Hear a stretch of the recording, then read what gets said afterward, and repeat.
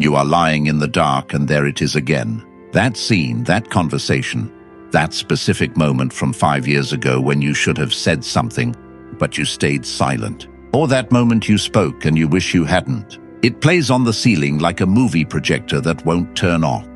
You try to sleep. You try to think about tomorrow, but your mind drags you back, pulling you into the same mistake, the same heartbreak, the same humiliation over and over again. It feels involuntary, like a glitch, like a punishment. You tell yourself, it's over, it doesn't matter anymore. But your body doesn't believe you. Your heart rate spikes. Your stomach tightens. You feel the shame as if it is happening right now in this room. Why? Why does the human brain, the most complex biological machine in the known universe, spends 70% of its energy reconstructing a reality that no longer exists? Why do we torment ourselves with ghosts?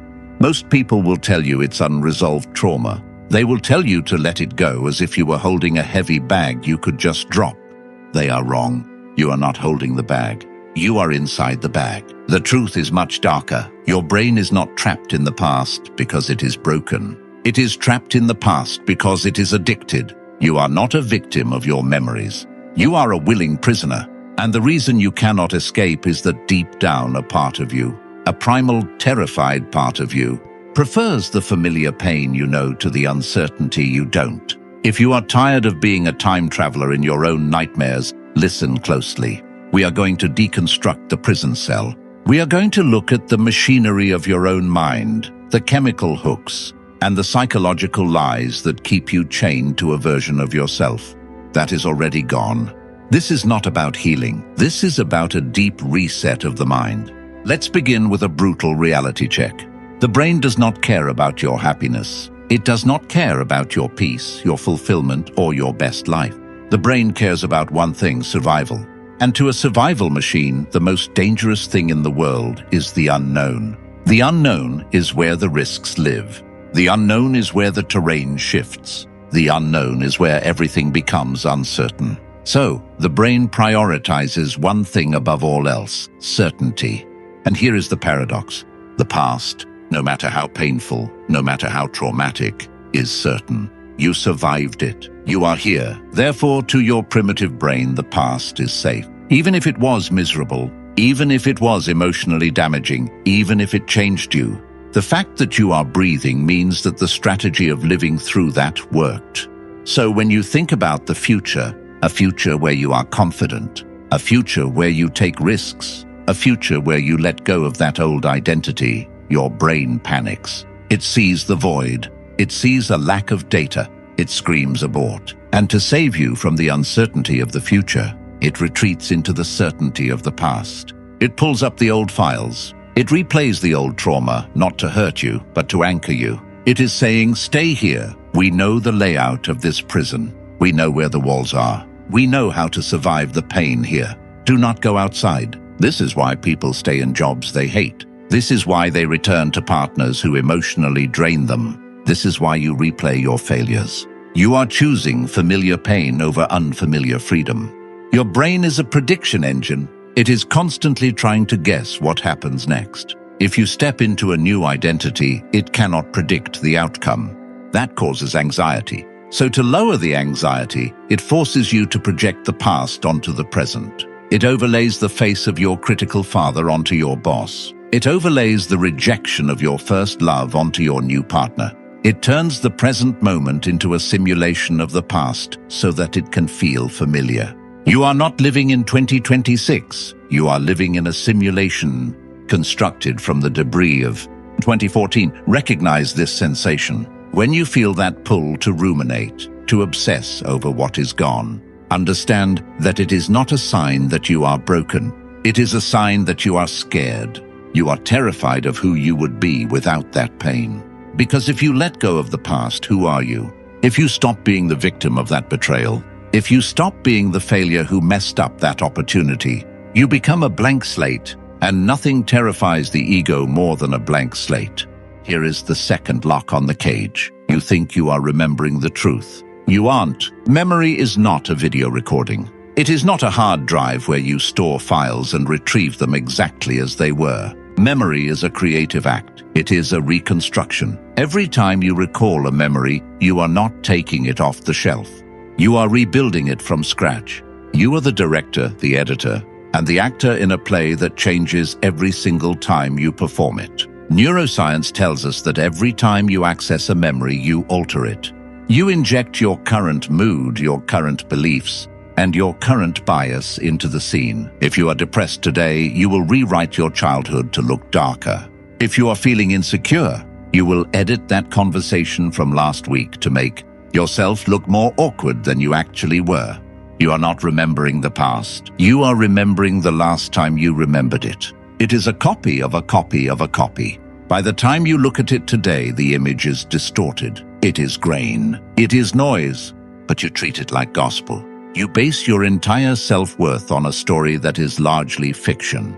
You are mentally exhausting yourself over the look on someone's face that they might not have even had. You are agonizing over a tone of voice that you might have invented. Why does the brain do this? Why do we edit our own history to be worse than it was? Because of the Zeigarnik effect gone rogue. The Zeigarnik effect states that the human mind remembers unfinished tasks better than finished ones. If a waiter takes an order but hasn't served it yet, he remembers it perfectly. Once the food is served, he forgets it instantly. Trauma, regret, and failure are unfinished tasks.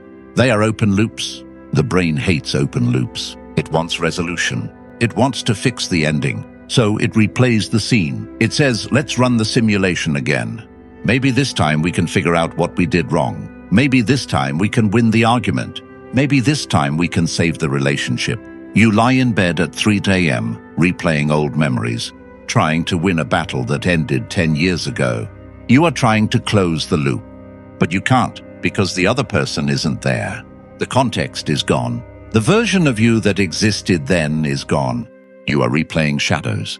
And the more you analyze, the more the memory solidifies into something larger than it really was. You have to understand the arrogance of this. You think that if you just think about it hard enough, you can solve the past. You think your intellect is a time machine. It is not. Thinking about a fire does not put it out. Analyzing the ashes does not rebuild the house. But the brain loves the analysis because it feels like action. Rumination is the mind's way of feeling productive while staying paralyzed. It convinces you that by worrying, you are working on it. You aren't. You are just wearing a groove in the floor of your cell, pacing, back and forth, digging the trench deeper. Now we go deeper beyond the psychology into the biology. This is the part that makes you feel physically drained when you try to change. You are not just addicted to the thoughts of the past. You are addicted to the feeling of the past. Every thought produces a chemical reaction in the brain. If you think a sad thought, your brain releases neuropeptides that make your body feel sad. If you think an anxious thought, you get a hit of cortisol and adrenaline. If you have spent the last 10 years feeling rejected, unworthy, or angry, your body has become chemically conditioned to that state. It has memorized that emotional signature. That is your baseline. That is your normal. Your body is the unconscious mind. It doesn't know the difference between an actual experience and a thought. So if you spend hour after hour reliving a betrayal, your body believes you are experiencing it right now. It pumps the stress hormones. It weakens your energy. It prepares for a conflict that never comes. Here is the trap. The body becomes dependent on the chemicals it is used to. It craves the emotional state it knows best. If you suddenly have a good day, a day where you feel peaceful, where you forget the past, your body notices the drop in stress hormones. It notices the absence of that familiar pain, and it reacts with discomfort. It sends a signal to the brain, hey, something is wrong. We are too calm. We don't have enough cortisol. We don't feel like ourselves anymore. Fix it. So what does the brain do? It looks for a reason to feel bad.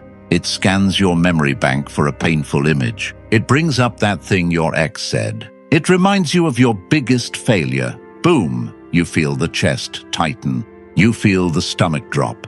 The chemicals flood back in, and your body breathes a sigh of relief. Ah, there it is. Now I feel like myself again. You are returning to familiar pain because familiar pain feels like home. This is why positive thinking fails. This is why just deciding to move on doesn't work.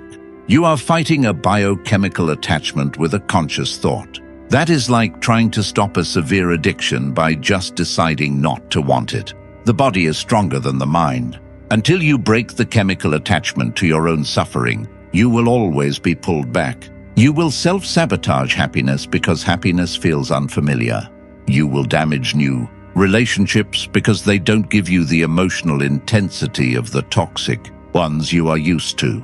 You are emotionally attached to your own history. There is an economic concept called the sunk cost fallacy. It says that people will continue to invest in a losing endeavor just because they have already invested so much. You stay in the bad movie because you already watched an hour.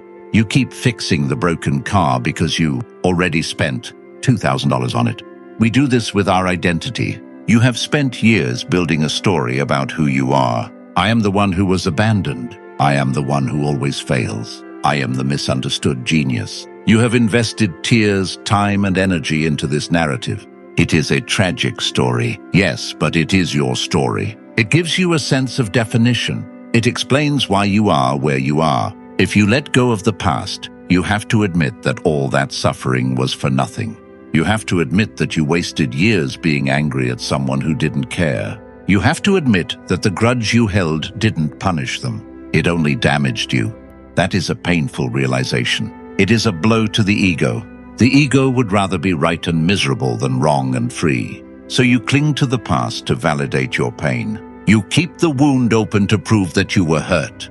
Because if the wound heals, if the scar fades, then maybe it wasn't that big of a deal. And if it wasn't that big of a deal, why did you let it control 10 years of your life? That question is too heavy to bear, so you keep the wound fresh.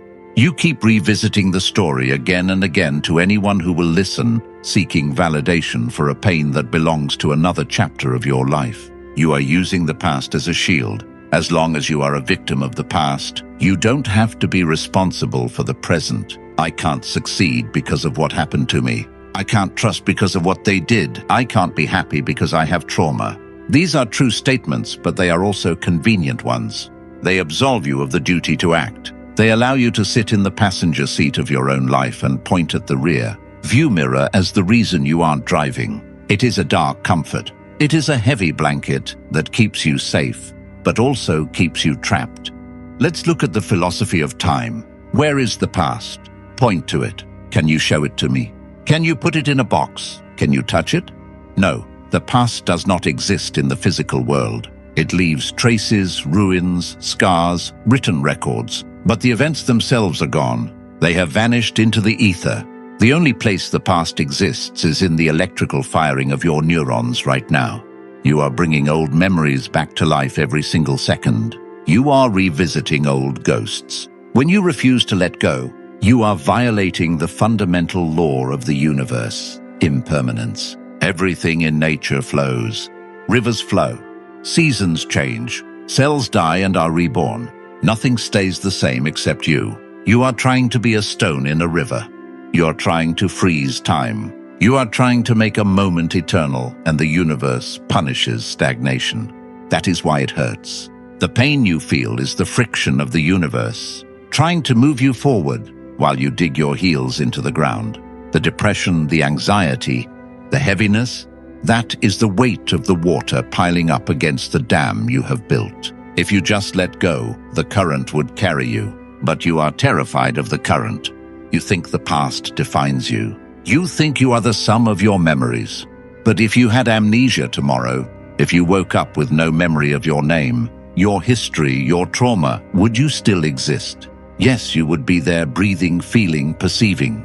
So you are not your past. You are the consciousness that experienced the past. You are the screen, not the movie.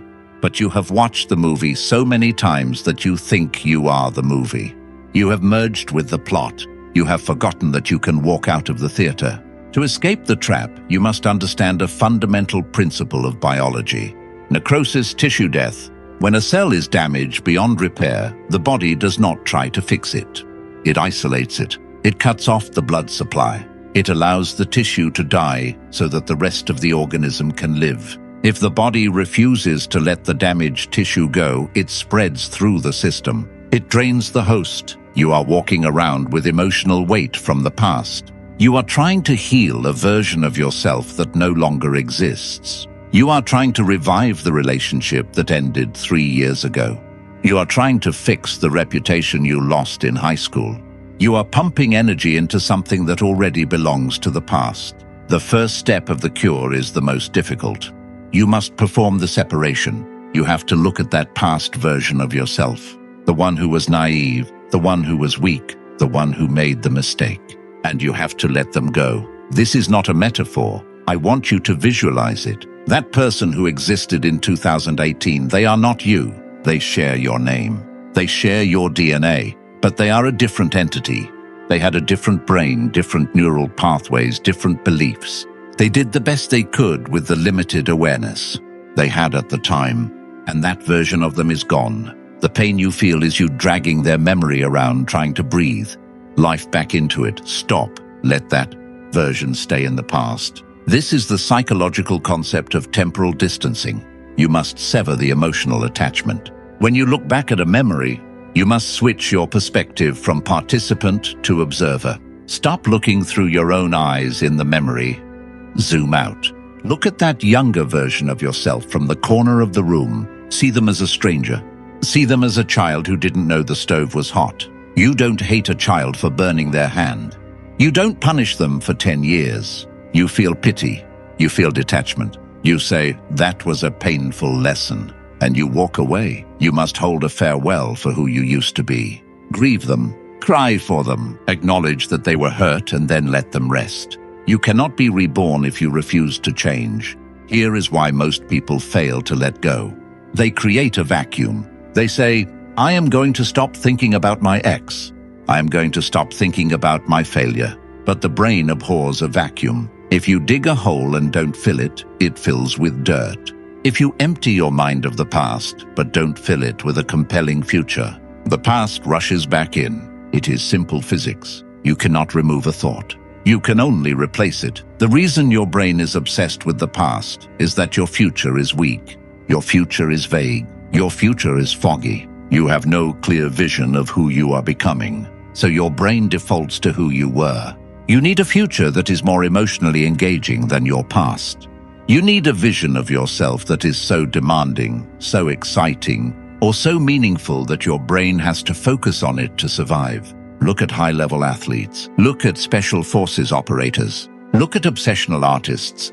They don't have time to dwell on the mistake they made 3 years ago because they are consumed by the mission they are on today. If you are ruminating, it means you are mentally idle.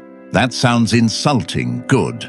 Let it challenge you. You are underusing your own potential. Your brain is a supercomputer that is sitting idle, so it starts replaying the worst moments of your life. Give it a problem to solve, not a fake problem like, what if I had said this? A real problem, a goal, a skill, a conquest. When you are pushing your limits physically, intellectually, financially, your brain switches modes. It switches from review mode to acquisition mode. It stops looking backward because it needs all its energy to handle the present challenge and the future reward. You don't let go of the past. You outgrow it. You build a life so large that the past becomes a small room in a giant mansion. You don't visit that room anymore, not because you locked the door, but because there is nothing in there that interests you. Now we enter the realm of the philosophical outlier. This is the concept that separates the masters from the victims. Friedrich Nietzsche, the philosopher who stared deepest into the abyss, gave us the ultimate weapon against regret, amor fati, love of fate. Not tolerance of fate, not acceptance of fate, love. This is a powerful concept. It means you do not just accept the trauma, the heartbreak, and the failure. You embrace it. You accept that it happened exactly as it did. Why? Because of the butterfly effect of the soul. Everything is connected. Your character, your resilience, your dark humor, your ability to see through lies, your capacity to endure, all of it was forged in the fires of your past. If you could go back in time and erase that one painful memory, you think you would just be you, but happier. Wrong. You would be someone else entirely. You would be weaker. You would be naive. You would be less complex. You would not be the person watching this video right now. You would be one of the people moving through life unconsciously, unaware of the dangers around them. The pain woke you up. The betrayal made you sharper. The failure made you humble. To wish away your past is to wish to erase the person you became. It is to say, I wish I did not exist as I am. The outlier mindset is to look at the wreckage of your life and say, good, I needed that. I needed to be broken so I could rebuild myself stronger. I needed to be isolated so I could learn to be alone. I needed to lose everything so I could realize I need nothing. This is not cope. This is transformation. You take the heavy weight of your regret and you turn it into the strength of your character. You stop seeing yourself as a victim of a tragedy and start seeing yourself as the hero of an origin story. Every Batman needs a fallen family. The Count of Monte Cristo needs a prison cell. Your past is not a mistake. It is your training arc. When you adopt amor fati, the loop breaks. Why? Because the brain only replays things it thinks are wrong. It replays them to fix them. But if you decide that the past was right, that it was necessary, that it was the price of admission for the wisdom you have now, the brain stops trying to fix it. It marks the file as resolved. It says, oh, we didn't lose. We learned. Okay, moving on. And the silence returns. Philosophy is the map. Psychology is the compass. But you still have to walk. How do you practically break the loop in the moment? When it is 3 a.m. and the thoughts are spiraling, you use a pattern interrupt. You have to understand that a neural pathway is like a hiking trail in the woods. The more you walk it, the wider and easier it gets. If you walk the path of I am a loser who messed up every day for 10 years, that path is a highway. To change, you have to force your brain off the highway and into the thick jungle. It is difficult. It is exhausting. Your brain will scream, let's go back to the highway. It's easier. You must be disciplined. Technique 1, the 5-second blade. When the thought comes, you have 5 seconds before it takes root. As soon as you feel the slide into the memory, you physically move. Stand up, do a push-up, splash cold water on your face. Speak out loud, say not this. You must interrupt the physical state. You cannot think your way out of a feeling. You have to move your way out. Shake the Etch-a-Sketch. Technique 2, the narrative rewrite. Every time the memory comes up, you are forbidden from telling it the old way. You cannot tell the story of how I was hurt. You must tell the story of what I learned. Force your brain to find the lesson. I didn't lose a soulmate. I learned that I was emotionally dependent. I didn't fail the business. I paid for a master's degree in what not to do. If you force the brain to analyze the gain instead of the loss, you rewire the emotional association. You strip the memory of its pain and leave only the data. Technique 3, memento mori. Remember mortality. This is the ultimate perspective shifter. Your time is limited. Everyone you know has limited time. That person you are embarrassed in front of, they will eventually disappear from history like everyone else. That mistake you made will eventually fade into time. Your time is vanishing. Every second you spend living in the past is a second you are stealing from your remaining life. It is a theft. You are robbing your future self to pay a debt to a ghost. Get frustrated about that. Frustration is useful energy. Use it. Get frustrated at the waste. Get frustrated at the passivity. Refuse to become a storage place for old memories. Here is the secret they don't tell you about letting go. It is boring at first. Drama is entertaining. Misery is stimulating. When you let go of the past, you are left with the quiet, mundane reality of now. And now is where the work happens. Now requires you to take action. Now requires you to build. Now is where you are exposed without your excuses. If you aren't the victim anymore, you have no excuse for not succeeding. If you aren't the broken one, you have to stand up. That is why it is forbidden knowledge. Because most people don't want to be free. They want to be comforted. They want to be told that their past excuses their present. But you are an outlier. You know better. You know that the past is a story. And you know that the pen is in your hand right now. You can write a new chapter, or you can keep reading the old one until the book falls apart in your hands. The choice is not yesterday. The choice is today. So ask yourself this question tonight. When the silence comes and the ghosts try to enter the room, am I keeping this pain because it is real? Or am I keeping it because I don't know who I am without it? The answer might unsettle you, But discomfort is often the compass that points north. If this dissected your reality, understand that this is the public layer. I have to be careful with how deep I go here. The algorithm prefers comfort over truth. Subscribe if this shifted your perspective.